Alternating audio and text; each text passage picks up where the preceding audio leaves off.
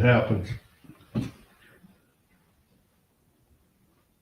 CEO was just coming back from duck hunting in Texas, or I think he said deer and quail or something. He was talking about it today, and I thought of you.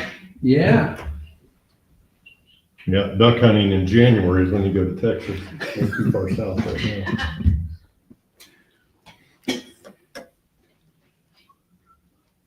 Should we call the meeting to order before I say something or say, and then call the meeting?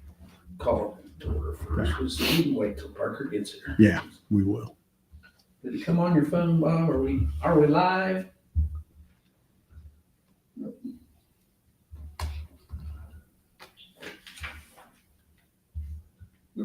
Cool.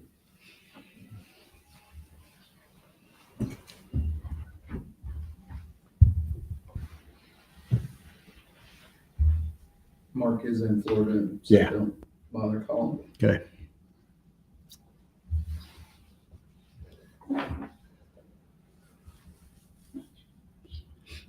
I think I got a text from him, I don't know, early last week when he left. So I had a feeling he wouldn't be here.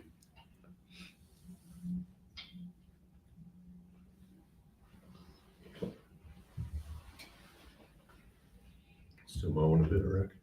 Do what? Still mowing a bit?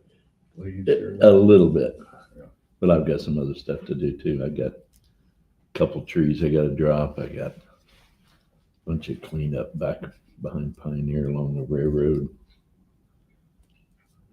Got to do a bunch of bush hogging back there. All that's starting to encroach on our buildings. Hey, Parker, how are you? Doing good, thanks. Good to see you, man. No. All right. All right, let's go ahead and call the November 3rd, 2025 Tipton Utility Service Board meeting to order. Before we get into the nuts and bolts of the meeting, I would like to take a second to recognize the vacant chair beside us. And I think obviously we're all aware of Mr. Klein's passing. And I just want to take a second to kind of recognize and memorialize I guess, what he's brought to the utility board meeting or board and what he's meant to this body for many years now, and how much really he's going to be missed, not only as a board member, but just as an all around great guy. So if any of the rest of you'd like to say anything, fine. If not, I do think it would be appropriate just to pause for a moment of silence in his absence, and then we'll get on with things. So unless anybody else has anything to add, would it be okay if we pause for a moment and then started the meeting? Thank you.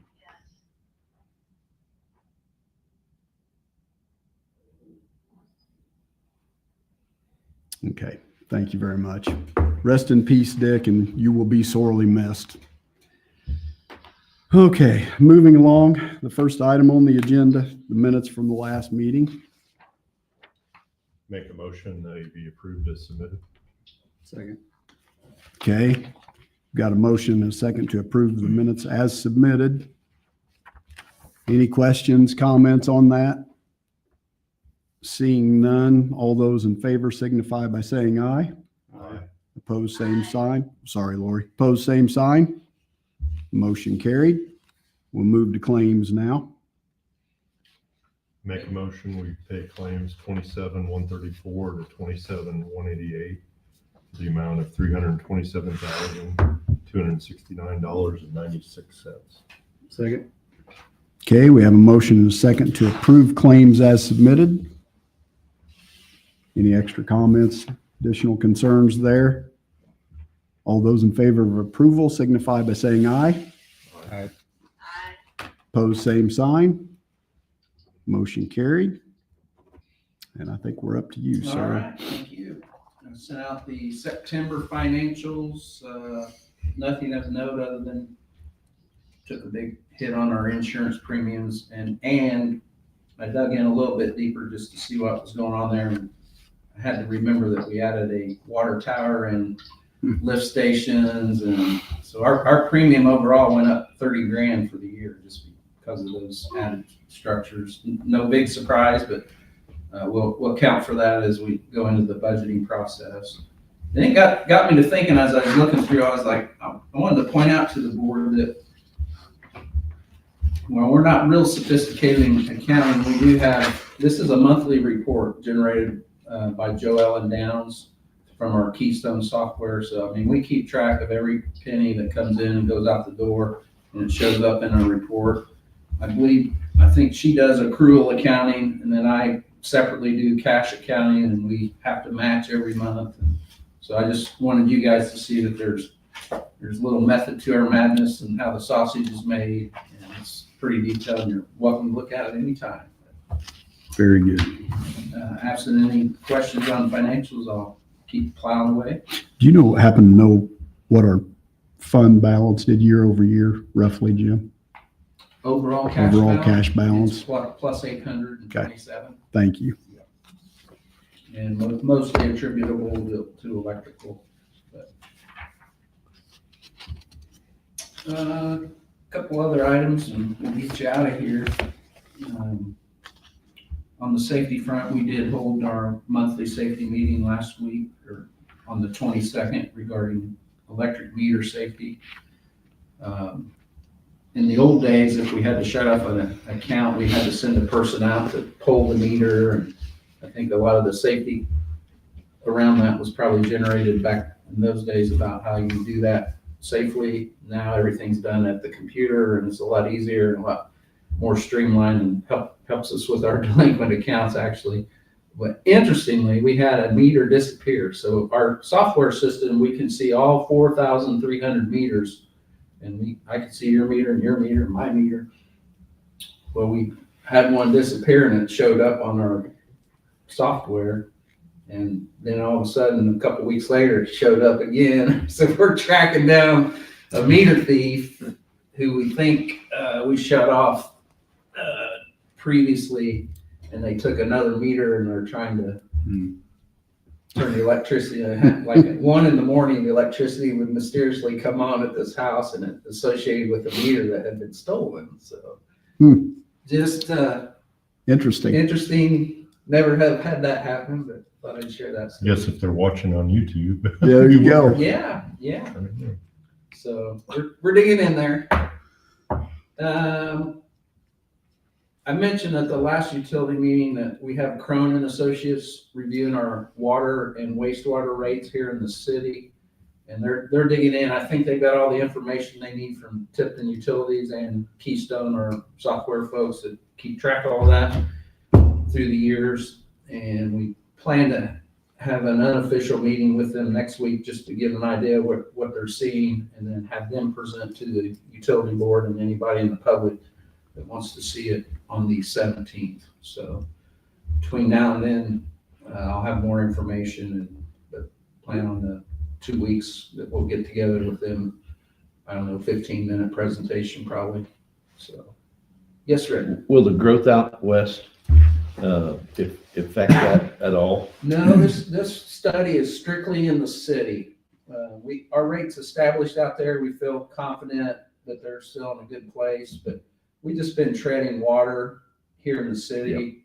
Wastewater we haven't touched since 2015, and the drinking water it's been, I think, 2019. So correct. We just want to make sure we don't come in and we wait 5 more years and say, now we're going to hit everybody with 20%. We'd rather say, all right, here's where we're at, not a nominal increase today, and then kind of like we kind of got caught on the electrical rate increase by waiting 20 years. It didn't help our cause, although we still had a pretty small rate increase on the electrical. So, People can't complain then. I don't think so. No, not at all. No. But as you study the cash balances, the city water and city wastewater just kind of are holding their own, but we're not gaining any ground, and our expenses are going up, our investments in equipment and plant. We're going to have to, especially wastewater, we need to do some capital investments in the next 5 years, several $1 million. So we want to think about that and get ahead of that game. Yep. Trying to put it on some kind of systematic, small or incremental increases if necessary, rather than the every 15 years going 10 or 15%. So, We had an interesting letter from the United States EPA a couple weeks, or last week. The mayor actually got the letter. It's like, you guys didn't fulfill your commitment on lead service lines. I'm like, oh, okay, what did we not do, or what did we do wrong? Well, you might remember Flint, Michigan, they had water issues a couple years ago. The government jumped in and said, we're gonna make everybody in the country evaluate their water systems for lead service lines. Luckily, Tipton has very few, even here in the city, and they were outlawed back in, I want to say 1985 or 86. So anything constructed after that date certainly wouldn't have lead. Most of it's plastic by then, maybe some copper. Anyway, we had included our 4 or 5 customers out west in our report, and because it has a separate ID, they said, no, you need to submit a separate report. I'm like, oh, okay, we thought we did. So that happened a year ago, and then we submitted a separate report, albeit it's a month late now. It's past the deadline. So EPA says, oh, you guys missed the deadline, and here's what you need to do is you need to provide notice to the customers involved. So we sent a notice to the customers out west, and then we posted one here in the hallway. Nothing to be concerned about, but just responding to the federal government as we needed to. And I think it's been taken care of, but I wanted to at least inform the utility board in case somebody asked questions. That's what happened. Thank you. And then I did attend the IMPA Commissioner Board meeting this past Friday, and I sent an email with our updated rate study, which is the same information I had a month ago that I told you was unofficial. Now it became official and voted on that across the board. They anticipate a little over 2.5% increase, and then they'll look at it again in June and July timeframe and see did we overreact or did we underreact, and they make adjustments if they need to. And they do this every year. And the 4-page report I sent you is the short version. I can give you the 30-page one if you want it. Has a lot more details and numbers in it, but they did confirm that. Is there any questions on that? That makes sense, I think. it's pretty straightforward. Yeah, and that's the graph I think I shared with you, Bob, that showed TMU 2.7, all the other utilities over 10% or thereabouts, some up close to 20. So, and then I did want to mention in light of Dick Klein's passing, the president and CEO Jack Alvey started his meeting with the same thing. Dick passed on Thursday. Our meeting was Friday, so it was really fresh information that he started the meeting, and they also had a nice moment of silence in honor of Dick. So his obituary is posted on Young Nichols now, and the services will be Friday afternoon, viewing 1 to 3, and the actual funeral services at 3 o'clock at the Normanda Christian Church, where he was a longtime member. So you can catch all the other information on the Young Nichols website. Pleased to report we are wrapping up our backwash pump installation at the West Water Plant. We'll get that new pump commissioned here in the next couple weeks, and that's kind of the last piece of water tower configuration with our water treatment plant out west. So this will help with our efficiencies, and it's just part of the ready investment we've made there. The contractor working for the city street department, they hope to be paving here soon, and I hope they are too, because they're going to run out of warm enough weather if they don't watch it. But I ran into the street department superintendent earlier today, and he said they're making headway, and they hope to be done hopefully by Thanksgiving. It's usually when asphalt plants close down anyway. It's kind of rule of thumb. Nothing really to report on Doctors Park. Matt Smith with Strand is working with the county, and they're making steps and progress to address that situation. Nothing new out west other than the interlocal agreement, the response that the city and utility made, and behalf of our attorney, or he on behalf of us, has been sent to the county. So it's under review, and I would look for some more discussion to happen sooner than later on all that. I don't know, Pete or Don, if you have anything more to offer there. I don't know anything additional. No. 10-4. Then our next utility board meeting right here, 2 weeks, 4:30 PM. Very good. Thank you, Jim. Any other comments from board members? Concerns? Questions? Lori? No, I'm good, thank you. Just a general question, as far as like capital planning and stuff for 26, just 'cause I wasn't here last year, what does that kind of look like as you look forward in the next year? So we have a capital asset management report that Strand helped put together for our water and our wastewater systems. And I use that report to decide, okay, what's, What we're gonna do? yeah, and there's, you know, what's the age of all the equipment, when should we be considering?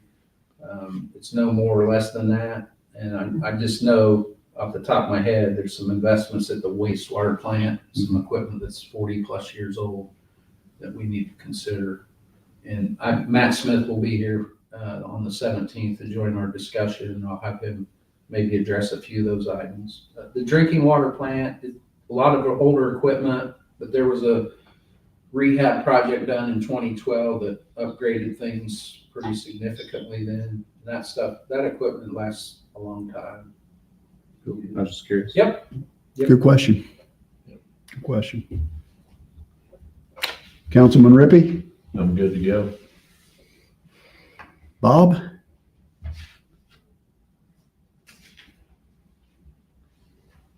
I do. Great. Thank you, Don.